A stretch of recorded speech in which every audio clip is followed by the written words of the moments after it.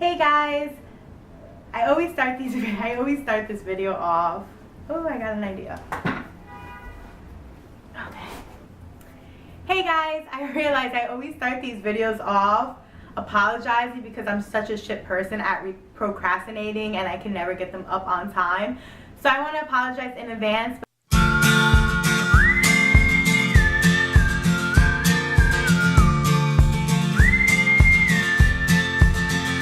Me looking off to the side, I'm sorry, but I'm reading from cards that I just wrote down because I wanted to make sure that I touch based on everything that I wanted to update you guys on last month. I'm not gonna lie, it hasn't been easy. So yeah, let's get into it and let's start this beautiful video. Hey guys, my name is Amanda and I got my gastric sleeve done on February 24th in New York City with Dr. Julio Texera. I'm going to jump in and give you guys my stats. Weight was around 295 pounds. Surgery weight, I was down to 280 pounds. I was down to about 280 pounds. And then today I weighed myself and I weigh in at 252 pounds, which is a total of 28 pounds lost from my surgery date in 2 months. 28 pounds still kind of boggles my mind. I'm really ecstatic with the way that my body has been progressing. And yeah, I can't be any more happier. Like 28 pounds in 2 months, like come on dude, that's great, that's amazing, especially to me. I'm not trying to rush this journey and I'm not trying to take it too fast, and I feel like I'm going at the perfect pace. So yeah, I'm pretty ecstatic about that. So I'm gonna start off on the topic of food, since that is what mainly all these channels are revolving around, because you know we have to get used to our adjustment, we have to get used to the smaller stomach that we have, and everything is a process and it takes time, and that's something that I learned especially last month. So let me tell you guys, last month was sort of horrible for me, and I can only blame myself for what I went through. There is no reason for me to blame the procedure, or there's nothing else or nobody else to blame but myself at the end of the day, and I'm gonna explain to you guys why. So I told my mom the saying that I kept repeating in my head was that I was running before I could walk. And I meant that in a way that last month I was finally able to progress into more of a solid kind of diet.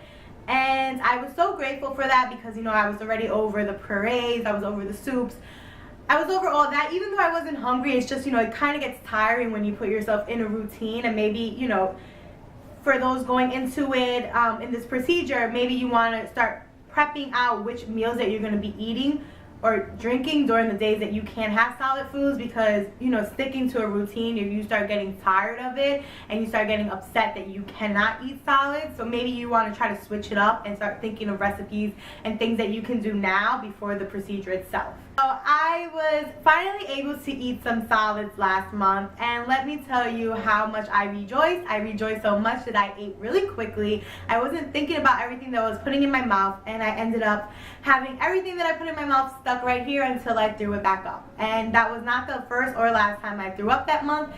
March Madness, I call it, because I was throwing up every other day because I was testing myself, and that was my issue. Here I was trying to figure out what my limits were, what I could and could not do, but I was taking it at such a fast pace that my body couldn't handle it, I couldn't handle it, and I knew what I was doing wrong, and I was still doing it. And it's just a process that everybody has to go through, you know. Not every journey is going to be the same, and my journey is my own journey, and I like to push my limits, and I like to see what I can and cannot take. And last month was the biggest lesson that showed me, hey, this is what you can tolerate, this is what you cannot tolerate, and if you want to stop throwing up, get your act together. And that's what I did. I'm just going to explain to you guys why I was throwing up, and maybe something that you guys can do to prevent it in the future if you guys are thinking of getting the surgery done. I was throwing up because 1, I ate too fast. 2, I wasn't chewing correctly, obviously, because I was eating too fast. I was just on a hype that I was able to eat solids again, that I wasn't thinking in the long run. Like, I wasn't thinking about what I just put my body through because I wanted a good outcome. All I was thinking about was food. And it sucks to say that, but it was the truth.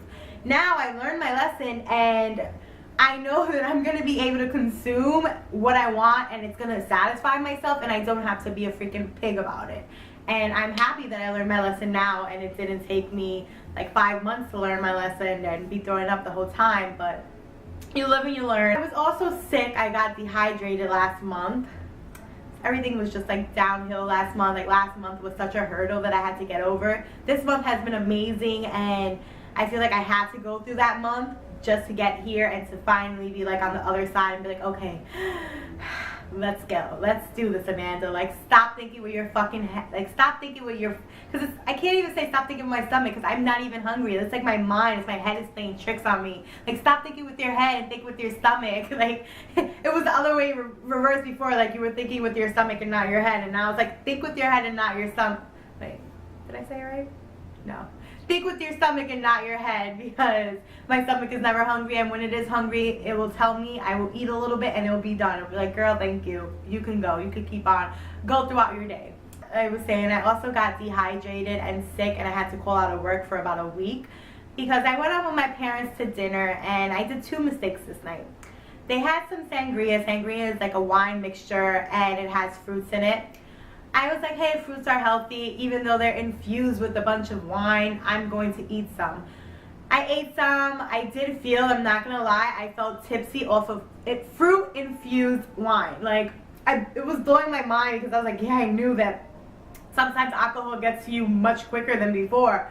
But I was getting tipsy off of fruit. Like, and I was just like, what the heck is going on? Like, I got to stop eating this fruit. That was mistake number 1, was even eating the fruit. Mistake number 2 was my parents got dessert, and they got a pudding-based dessert because they were like, hey, you can eat some of this. It's pudding. It's nothing solid. And I was just like, yeah, okay, let's go. Let's get some. Mistake number 2 was realizing that there was so much sugar in that pudding that I just killed myself that night. Like, I would not stop going to the bathroom. For the following 3 days, it was a Tuesday, Wednesday, Thursday, Friday, I did not eat anything at all. Like, my stomach was just like upset with me, and it was like, you put me through all this mess where you can go out and eat wine infused fruit and pudding. Like, are you kidding me? And yeah, so it kind of was like in a riot with me and was like, freak you, we're not gonna digest anything, we're not gonna eat, and we're not even gonna have any hunger pains for you. Like, that's it, you're cut off for the next freaking 5 days. And I was dehydrated at times, and I was just very pale. I was very sick.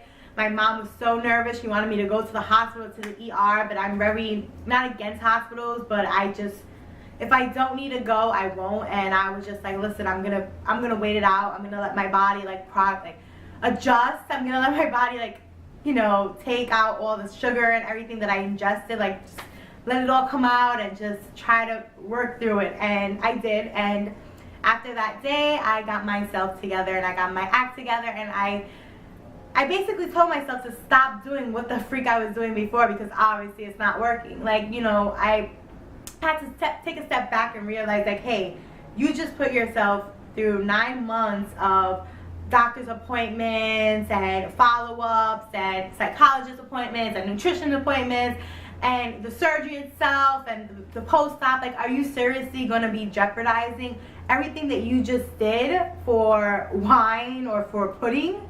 Like, no. Like, you have to relax. You have to take a step back and realize in the long haul, yeah, you're going to be able to ingest some of that. You're going to be able to have a little pudding here, a little bit of wine here. But right now, you don't need it. Like, where's the rush? Where's the fire? Why am I so quick to want things that I can't have? Sorry. So, yeah. So that was sort of the month of March and my experience. It wasn't good at all. If you guys have any more questions and you want to know more about my whole month of March, please leave a comment below. I'm willing to speak to you guys more about it if you guys have any additional questions. Okay, so we're gonna talk about something that has been in the forefront of my mind for the last few weeks. So I've been watching, I'm not sure if you guys have been watching as well, but Honey Boo Boo's mother, June, I forgot her name, her last name, June, I know is her name. She had the gastric sleeve done as well, and she did actually a show about it. And her main reason for getting the procedure done itself was kind of like, she could have, like, at the end when she lost all this weight, okay, I'm just going to tell you guys. She basically was starting out the show saying, I want to lose weight because I want to get back at my ex. At the end of the show, she realized, like, it wasn't about him, it was about herself, which she should have did that from the start, but maybe somebody needs that motivation, that push, and maybe he was, maybe he was that push for her. It was like, yeah, I want to get back at him, so I'm going to lose weight. I wish that it would have just been like, hey, I want to lose weight because I want to be healthy and I want to be, you know, I don't want to be overweight anymore. Like, I'm not judging her because a lot of people lose weight to get back at somebody, but for it to be on national TV, and yeah, I'm just not going to get into that. That was her reason for having the surgery done. She lost a bunch of weight. She lost a lot of weight, and she looks great. She went from a size 24 to a size 4. She's amazing, and I give her all the props and like applause, because what she did was, whew, child, let me tell you, she looks amazing. And that brought me to my next topic that I want to speak to you guys about, which is fear. So she said something funny on TV that kind of stood out for me, and she said that, you know, everybody talks about how much weight you're going to lose, but nobody talks about what happens after you lose all that weight. Going into this procedure, I did a lot of research. I watched a lot of YouTube videos, a lot of people's journeys, and I realized that excess skin is a huge issue. And if she didn't know that before going into the surgery, she didn't obviously do enough research, because a lot of people talk about it. And going into this procedure, I knew about it. I knew what I was kind of going into, and I knew that the outcome could be a lot of excess skin and another procedure in the future, or a few procedures in the future, who knows. But that still doesn't stop my brain from giving me anxiety and getting me nervous and putting fear in my heart in regards to the excess skin. And that's where I'm at right now. I feel like when I work out, I don't push myself to my full limit, because I'm nervous about all this excess skin that I might have in the future because of how fast and how quickly I lost weight, like how drastically. That's the reason why you have so much excess skin, is because you're losing so much weight in a short amount of time that your body just doesn't adjust as fast as you're losing weight. So it's kind of just like it hangs there. And so going into this, I knew that could be an issue that could occur.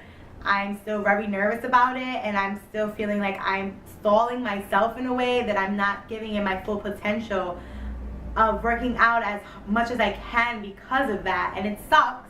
And I know that I'm going to get over this hurdle, but right now that's where my mindset is. And if anybody out there has any good advice that they can give me to try to get over this hurdle quicker, it would be great, because I know that this time now is kind of important in regards to this process. Like the first year after the surgery, like you have to give it your all, because this is when it's going to really take effect. Like this is when your body's going to be like, let's go, I'm ready for anything you throw at me. Because after a year, you know, your body starts getting adjusted, your stomach starts getting more tolerated to more foods that maybe you shouldn't be having if you're having bad food.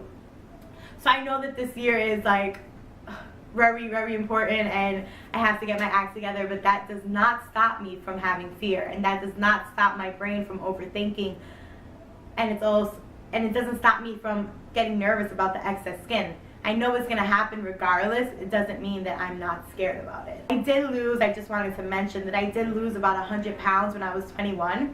I lost maybe 150 pounds within a year. It was a quick time frame as well, because I was on supplements and I used to work in GNC. I was working out about twice a day, and I was giving it my all, and my skin like jumped back. Like it was like, girl, we got you. And so I'm kind of hoping that would happen again, because everybody's different. Every skin type, everything is different. So you never know how your body's gonna take effect after you lose all this weight, but it's still scary, and it's a scary thing to think about. It's a scary process when you're doing it. Like before the procedure, I was like, hey, it's whatever. If I need to get another surgery, if I want to get a surgery, I'll get it. But now, like, I'm like, oh my God, like, is another surgery something you really want? Are you really, you know, looking into wasting thousands of dollars just to get the skin removed? Are you going to be confident? Like, what issues can arise? And no issues are even arising now, but that doesn't stop my brain from thinking about it, and that sucks, but it's life, and that's what's happening right now. So nothing I can do about it but just kind of wait it out, try to push through it, and keep it moving. If anybody has some advice, any comments, just leave it down below and try to like push me, give me a little nudge in the right direction. That'll be great. It's always appreciated when somebody gives advice that can relate to me and gives advice that's like, hey girl, I was there before and I know how you're feeling. Like, hey, I'm open, I'm all ears. So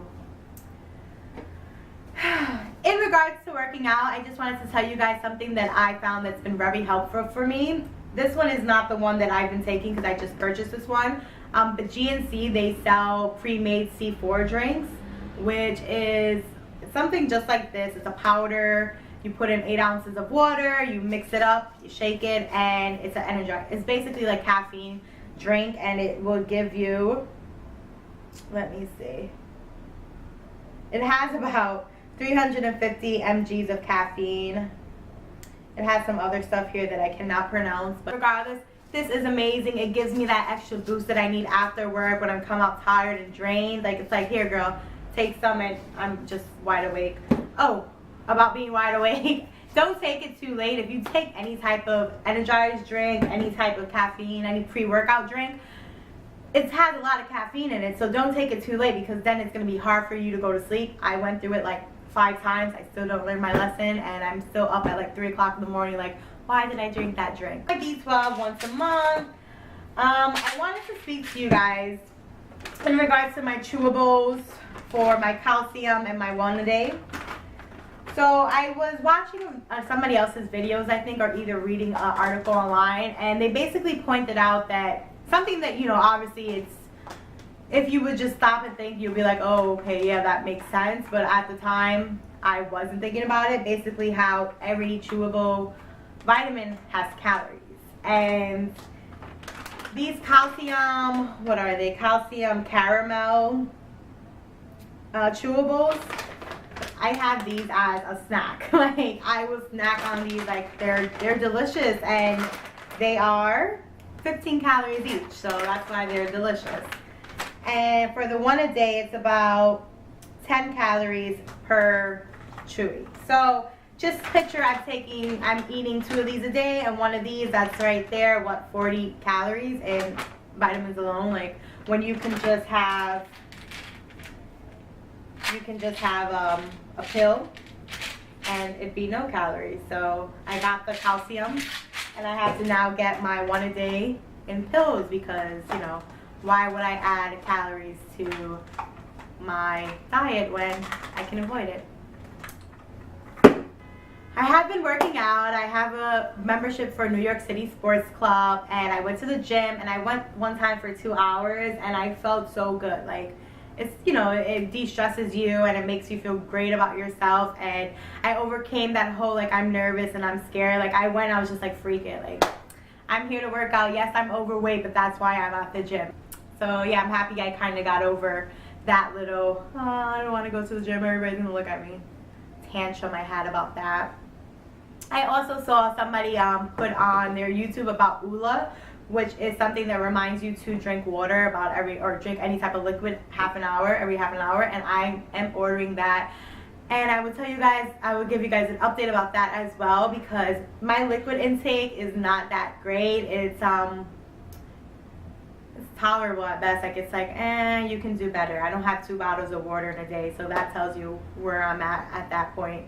As far as food intake, let me tell you guys, I'm gonna upload another video probably in about 2 weeks with what I eat in a day during my, I'm gonna be 3 months, oh my god, during my like 2.5 month post-op. So yeah, I hope that anybody who is going through this journey as well is progressing well. Anybody who is beginning to go through this journey and have any questions or have any concerns, I hope this video kind of helped them out a little bit. If not, I'm always open to answer any questions that you might have. Remember, I'm only 2.5 months post-op, so I don't have that much knowledge, but I do have knowledge on the first 2 months of what I went through. If anybody has any questions, I'm definitely all ears and willing to answer. I am stepping my game up, I promise you guys. I'm going to be updating on my YouTube channel, on my Instagram, on my Snapchat, on my Twitter. So if you guys want to follow me, please subscribe below. I'm going to also link all my social media accounts, because I like to reach out to you guys on that too. So yeah, and I hope you guys stay for the ride. So thanks.